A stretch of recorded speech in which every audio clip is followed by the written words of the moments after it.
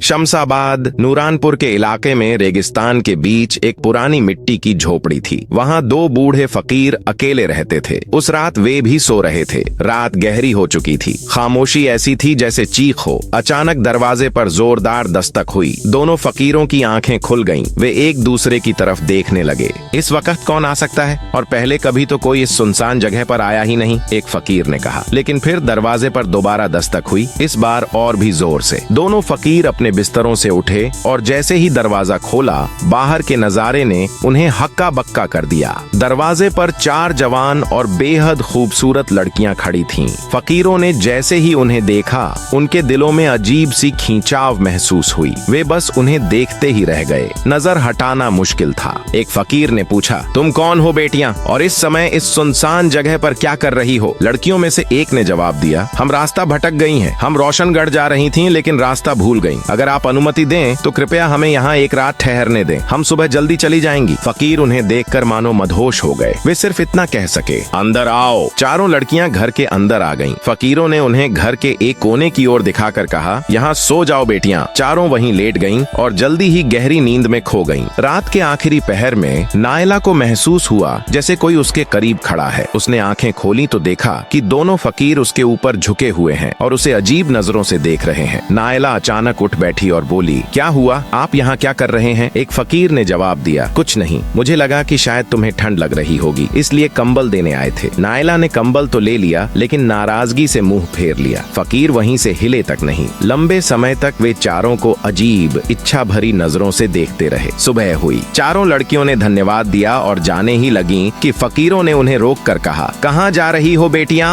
रोशनगढ़ बहुत दूर है। तुम युवा लड़कियां हो, एक और रात ठहरो, फिर हम तुम्हारे जाने का इंतजाम करेंगे। लड़कियों ने कहा, नहीं, हमें जाना है। फकीर बहुत करीब आए। एक ने नायला का हाथ पकड़ा और कहा, बेटियां, बस एक रात की बात है, प्लीज ठहर जाओ। नायला ने अपना हाथ झटका और गुस्से से कहा, यह क्या मतलब? दूसरे फकीर ने कहा, कल हम तुम्हारे जाने का इंतजाम कर देंगे। वे अब भी उन्हें उसी अजीब नजर से देख रहे थे। लड़कियों ने उनकी बातों में आकर ठहरने की हाँ भर ली। सारा दिन फकीर उनसे नरमी और प्यार से बातें करते रहे और उन्हें ऐसे देखते रहे जैसे वे उनके करीब होना चाहते हों। रात गहरी हुई। चारों लड़कियां अपने बिस्तर पर कोने में लेट गईं। फकीर भी अपने बिस्तरों पर लेट गए। रात के आखिरी पहर जब खामोशी गहरी हुई, फकीर चुपचाप अपने बिस्तरों से उठे और धीरे धीरे लड़कियों की तरफ उंगलियों के बल चलने लगे। उन्होंने चारों को लंबे समय तक देखा। फिर वे उनमें से एक के पास गए जो बेहद खूबसूरत थी, नायला। फकीरों में से एक ने धीरे से उसकी पेशानी पर हाथ फेरना शुरू किया। अचानक नायला की आंखें खुल गईं और वह चौंक कर बैठ गई।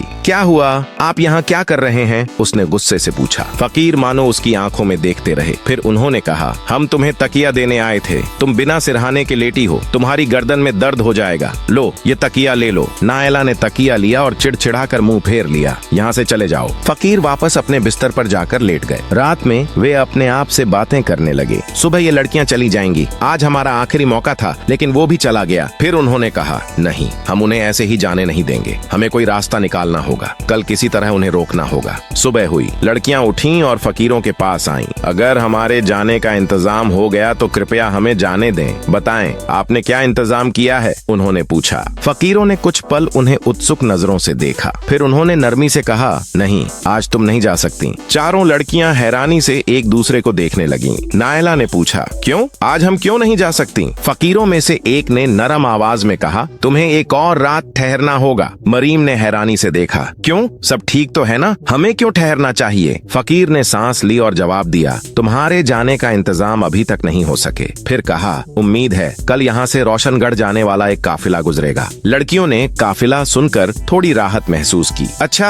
हम कल काफिले के साथ चलेंगी। हम एक और रात ठहर सकती हैं, उन्होंने एक दूसरे को देखकर कहा। फकीर यह सुनकर बहुत खुश हुए। उन्हें एक और रात मिल गई थी। उन्होंने सोचा, सारा दिन हम उन्हें दूर से चुपचाप देखते रहे। उनकी नजरों में अब और गहराई आ गई है, मानो खामोश इच्छाएं अब उनकी आंखों में बसी हों। रात फिर से आने लगी। चारों लड़कियां अपने बिस्तर पर लेट गईं। फकीर भी अपने बिस्तरों पर लेट गए, लेकिन अब उनके दिल बेचैन थे। उनकी आंखें उस कोने को देख रही थीं जहां लड़कियां सो रही थीं। उनकी सांसें तेज थीं और दिल में अजीब सी खलबली उठ रही थी। धीरे धीरे वे बिस्तरों से उठे। वे उंगलियों के बल लड़कियों की तरफ बढ़े। उन्होंने लंबे समय तक चारों को सिर से पांव तक देखा। फिर वे जाकर आकर नायला के पास बैठे और उसके बालों को धीरे से सहलाने लगे। इसी समय नायला की आंखें हल्की सी खुल गईं। फकीरों को यह एहसास हुआ और वे तुरंत पीछे हट गए। अब वे मरीम के पास गए, उसके पास बैठ गए और उसकी पेशानी पर हाथ फेरने लगे। अचानक मरीम की आंखें खुल गईं। वह चौंकी, मुड़ी और मुंह दबा लिया। उसने कुछ नहीं कहा, लेकिन उसके क्रियाकलाप से स्पष्ट था कि वह जाग रही है। फकीर चुपचाप उठे और वापस अपने बिस्तरों पर लेट गए। उनके दिल घबराहट से धड़क रहे थे, लेकिन उनके चेहरों पर कोई पछतावा नहीं था। सुबह की पहली किरणें मिट्टी की दीवारों से झोपड़ी में दाखिल हुईं। लड़कियां अब भी जाग रही थीं। उनके चेहरों पर नींद के बजाय बेचैनी और डर के स्पष्ट असर थे। इस बार उन्होंने फैसला किया कि बिना कुछ कहे, फकीरों से पूछे बिना ही निकल जाएंगी। जैसे ही वे झोपड़ी से निकलने लगीं, उनकी नजर एक कोने में बैठे हुए दो युवाओं पर पड़ी। दो युवक वहां बैठे थे। उनके चेहरे खूबसूरत, चमकदार थे और वे साफ कपड़े पहने हुए थे, लेकिन उनके चेहरे दूसरी तरफ थे। लड़कियां हैरान रह गईं। वे उनके पास गईं और पूछा, तुम कौन हो? जब युवकों ने धीरे धीरे अपने चेहरे उनकी तरफ किए तो चारों लड़कियां स्तब्ध रह गईं, मानो जमीन उनके नीचे से खिसक गई हो। वे जोर जोर से चिल्लाने लगीं, यह हमारे पति हैं। वे भागकर युवकों से झपटे और उन्हें जोर से गले लगा लिया। उनकी आंखों में आंसू आ गए। उनके लिए यह पल जादू से कम नहीं था। तुम यहाँ कैसे आए? क्या हम सपना देख रहे हैं? नायला ने कांपती हुई आवाज में पूछा। युवकों ने उन्हें पास खींचा और धीरे से कहा, नहीं, यह सपना नहीं है, यह हकीकत है। हम वापस आ गए हैं। लड़कियों की खुशी की कोई सीमा नहीं रही।